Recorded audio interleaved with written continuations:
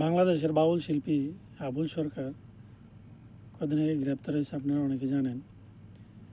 তা হ্যাঁ, যে সমস্ত কথা বলছে এর কঠোর শাস্তি হওয়া দরকার, যাতে হ্যাঁ শাস্তি দীক্ষা ভবিষ্যৎ প্রজন্ম এই সমস্ত কথা মুগ্ধ আনতে সাহস না পায়।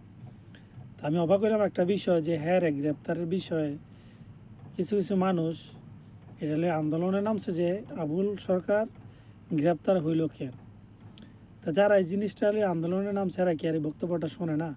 আপনারা শোনে না কি বলে? আর যদি তুমি না থাকে আল্লাহ এক আল্লাহ হয়, তাহলে দরবার থেকে খেলাফত দিলে দরবারের যে কম পড়ে না আরো বাড়ে। তোমার মতো আরো 10টা 20টা আল্লাহ 200-400 আল্লাহ যদি আরো বানাই দিতে, তাহলে তোমার আরো দাম বাড়তো। এটা তো তুমি করলে না। এত বুঝো তা তো বুঝো না। আল্লাহর কথার কোনো গোয়া মাথা আমি কিছুই পাই না। মাথা কোনটা গোয়া কোনটা এটা আমি পাই না। কেন পাই না? এই যে একটা কথা বলছে, আওয়ালুমা খালাকুল্লাহে ইশক,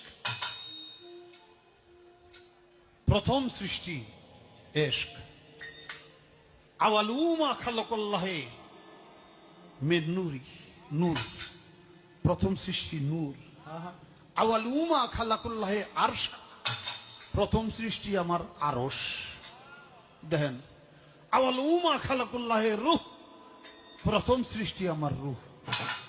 কয়টা হয়েছে? এক মুখ হয়েছে, দুই কথা কয়। হ্যাঁ, মুখ কয় না হুক কয়?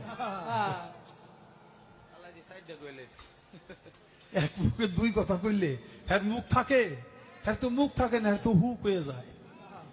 আল্লাহ যে কইল প্রথম সৃষ্টি আমার ইশক, প্রথম সৃষ্টি আবার কয় আমার আরশ, প্রথম সৃষ্টি আবার কয় নূর, প্রথম সৃষ্টি আবার কয় রূহ। আল্লাহ এক মুখে যে এত কথা কয়, আল্লাহর মুখ কয়টা? খালি